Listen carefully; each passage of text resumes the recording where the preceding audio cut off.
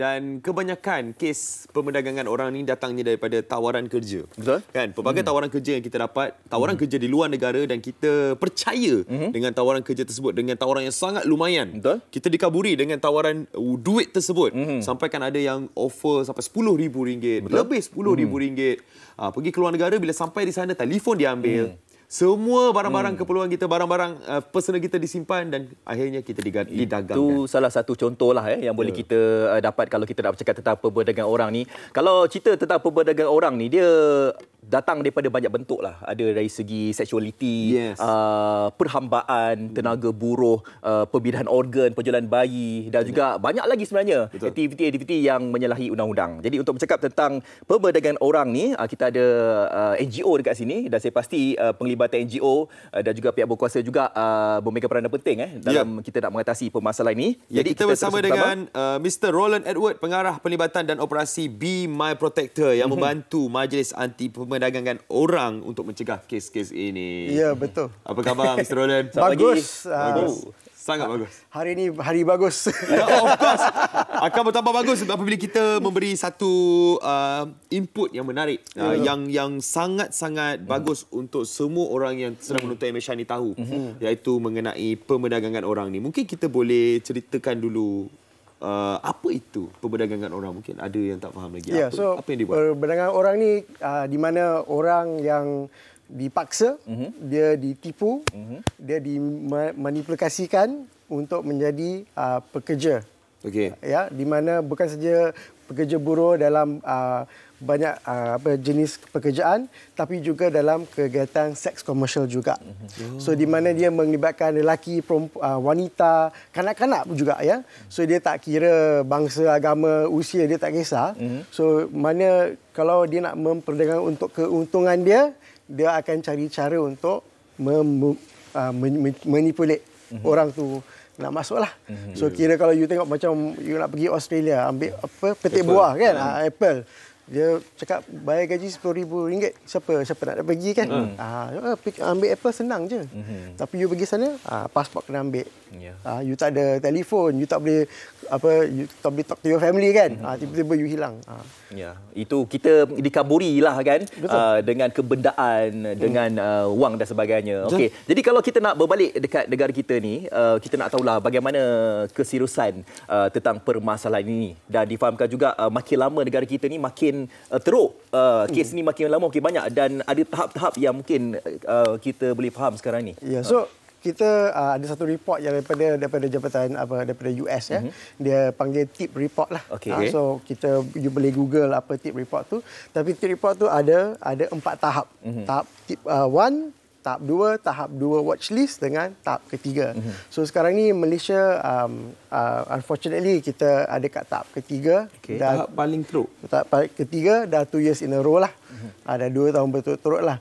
So disebabkan kita bekerja sebagai NGO, kita rasa orang ramai tidak mengetahui lah atau tidak faham apa implikasi dan apa maksud dia yang tip report ni lah kepada negara Malaysia lah. Okey, jadi bila dilihat 2 tahun berturut-turut Malaysia berada di tahap 3. Ya. Jadi mungkin apa peranan yang dibawa oleh Be My Protector untuk membantu? Okey, so Be My Protector ni kita NGO yang kira unik lah. So yang pertama, kita ada aplikasi. Alright. So kalau orang pergi ke Apple Store atau Google Play, you boleh look for Be My Protector, ya. Di mana aplikasi ni dia memberi kuasa kepada orang ramai, kepada publik, siapa-siapa saja di Malaysia lah, untuk melaporkan apa saja yang mencurigakan. Maksudnya dia ada orang ke atau tempat yang mencurigakan, dia boleh report melalui aplikasi kita. Di mana kita bekerja dengan MAPO. MAPO adalah Majlis Anti Perdagangan Orang, dan juga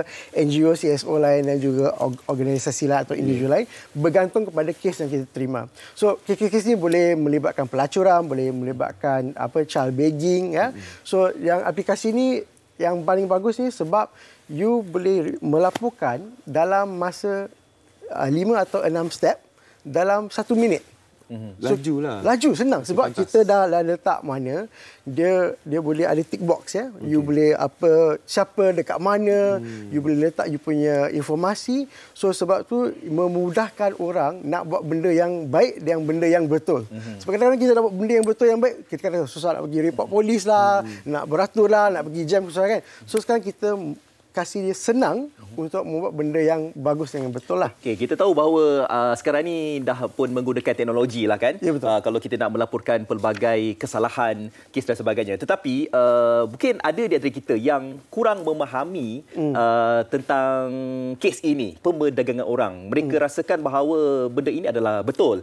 Tetapi di sebalik apa yang betul ini, di sebalik itu sebenarnya berlaku isu-isu yang sebegini rupa. Jadi untuk memudahkan kita untuk memahamkan kepada kita ni, macam mana yang kita nak tahu sebenarnya itu merupakan pemberdagangan orang?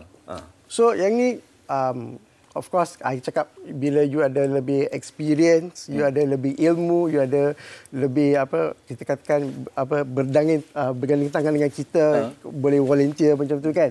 You akan lebih memahami. Sebab bila kita fikir day to day living, kehidupan harian kita, kadang-kadang kita sangat busy dengan kita punya life. Ya. So kita ada satu program kita panggil pahlawan program. Kita panggil pahlawan ya. Sebab kita nak jadi pahlawan untuk Malaysia lah. Ya. So pahlawan program ni kita nak launch kepada sekolah, rukun tetangga, institusi pengajian tinggi dengan juga pejabat-pejabat. Di mana program ni kita ada satu program, ada 3 segmen, ada 9 sesi. Di mana dalam 9 sesi ni kita akan membantu community sebab kita punya tagline tahun ni kita nak membantras perdagangan orang sebagai community. Yang saya selalu suka cakap kalau satu orang buat 100% boleh mati. Tapi kalau 100 orang buat 1%, 100% juga.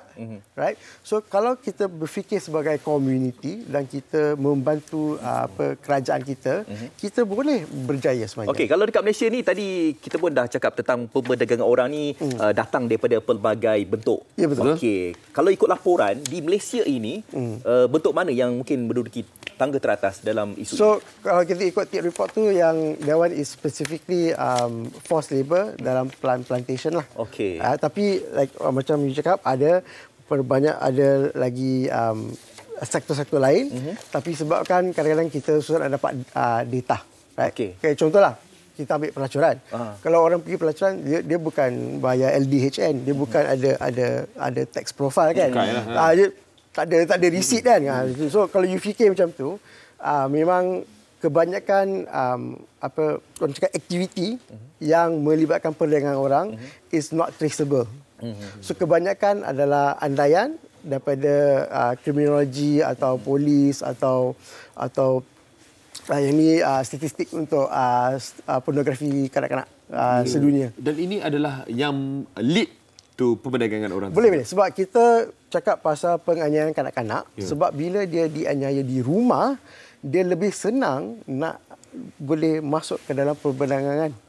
Sebab dari rumah dia tak rasa kasih sayang, dia tak dapat dia punya keperluan kat rumah. So senanglah orang nak manipulate dia kan.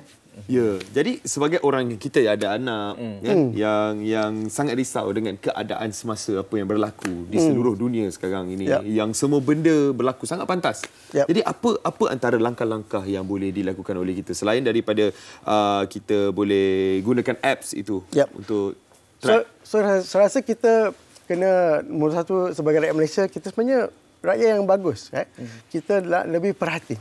Kita nak lebih perhatian kepada bukan saja diri sendiri, tapi sebagai komuniti kita. So contoh kan, kita cakap kita semua dah kahwin kan, kita tak boleh bersama kita punya isteri for example 24 hours, betul tak? Tapi katakan isteri you dekat sebelah saya bila ada kecemasan, you nak saya tolong, kan? So would you do the same untuk isteri saya lah. Kita kena fikir macam tu. So kalau kita fikir macam tu, kita akan memang nak membantu orang lain sebab bila keluarga kita atau kita punya orang yang kesan yang susah, kita nak orang lain juga tolong dia. Okey, anda kata kalau tak ada penglibatan daripada komuniti ini kan, apa mungkin kesannya kepada Malaysia?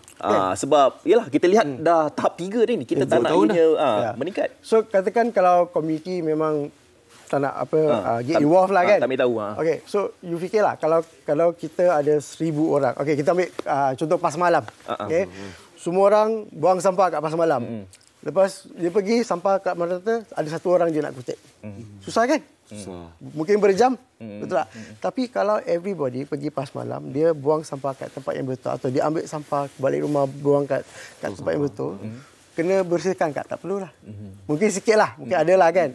Tapi kalau you fikir macam tu, you nak bantras berbenangan orang pun, kalau komuniti fikir macam itu, senang. Okey. Dan ada sebenarnya, bila dah sampai ke tahap 3 ni, jadi maknanya banyaklah kes-kes rakyat Malaysia yang telah pun didagangkan di luar negara. Jadi, ada tak cara untuk kita selamatkan mereka yang telah pun pergi dan telah pun berada di sana, telah pun didagangkan yang kita tak dapat nak trace lagi? So, yang orang yang telah didagangkan tu adalah cara-cara dia. Tapi bukan 100% kita boleh selamatkan. Kan? Disebabkan kadang-kadang yang bila dia pergi pun dia pergi secara tak betul. Mungkin dia pun pergi secara ikut pintu belakang pergi ke negara lain. Dia tak ada dokumen kan. So yang faktor-faktor ni kita kena mengambil tahu jugalah. So sebab tu saya cakap kalau macam Bima Protect ni yang salah satu kita nak buat, kita nak tambah nilai kepada orang lah. Bukan macam tak cenggo itu tambah nilai lain. Tapi kita nak kasih manfaat kepada orang, mana kita nak kasih dia ilmu, kita nak kasih dia peralatan yang dia boleh guna, dia boleh tahu dalam kehidupan keharian mereka. So bila dia aware, bila dia tahu, dia boleh nampak. Bila dia nampak, dia boleh perhati. Bila dia perhati, dia boleh berfikir sebagai community. Jadi perlu ada keyword dia tu, community. Perlu kita berganding bahu. Okey, yang terakhir sekali, apa mungkin kata-kata nasihat kepada kita? Kita kadang-kadang kita tak sedar sebenarnya kita ni dalam kepompong untuk ditipu dan sebagainya. Apa kata-kata nasihat kepada penonton Malaysia hari ini supaya tidak terjebak dalam jenayah ini dan difahamkan ada My Pahlawan tadi tu? Boleh cerita sikit? So, yang paling senang kalau yang pertama download kita punya aplikasi tu, muat turun daripada Google Play atau Apple Store. Yang Pahlawan program ni kita lancarkan, rukun tetangga atau pejabat boleh communicate dengan kami, boleh cari kami dekat Facebook ke atau Instagram Be My Protector. Okey, yang kita boleh lancarkan program bersama pejabat, rukun tetangga, sekolah ataupun institut pengajian tinggi lah. So di mana kita akan kasih tailor make lah sikit, kita ubah sesuai sikit bergantung kepada keperluan siapa yang approach kita lah. Jadi itulah dia. Peranan untuk kita bantras jenayah ini bukanlah hanya MAPO punya peranan saja, bukanlah Be My Protector punya peranan saja, bukan NGO punya peranan saja. Semua satu komuniti harus berganding bahu untuk kita bantras jenayah perdagangan orang. Sebab kita faham bahawa jenayah ini adalah sentiasa berevolusi mengikut peredaran zaman. Jadi kita pun harus cakna juga tentang perkara ini. Anda kata kalau kita ni berkomuniti, bergandengan sama-sama, tak jadi satu tak jadi perkara yang mustahil lah untuk kita membantras isu ini. Dan first step dia tu, kita harus orang kata keluar daripada tahap 3 tadi. Betul. Kan? Untuk tahun ini. Kita cuba. InsyaAllah kita sama-sama ganding bahu rakyat Malaysia. Saya percaya anda mampu. Jadi terima kasih. Senang, ada aplikasi. Kan? Kadang-kadang kita tahu tentang isu itu ataupun kes itu, tapi tak tahu macam nak report dan sebagainya. Takut salah report ke apa kan. Jadi sekarang ni kita tahu ada aplikasi, anda kena muat turun di handphone anda masing-masing. Alright, jadi kita ucapkan terima kasih kepada Mr. Roland Edward, pengarah pelibatan dan operasi Be My Protector, sudi bersama dengan kami di MSI hari ini. Kita nak berehat seketika.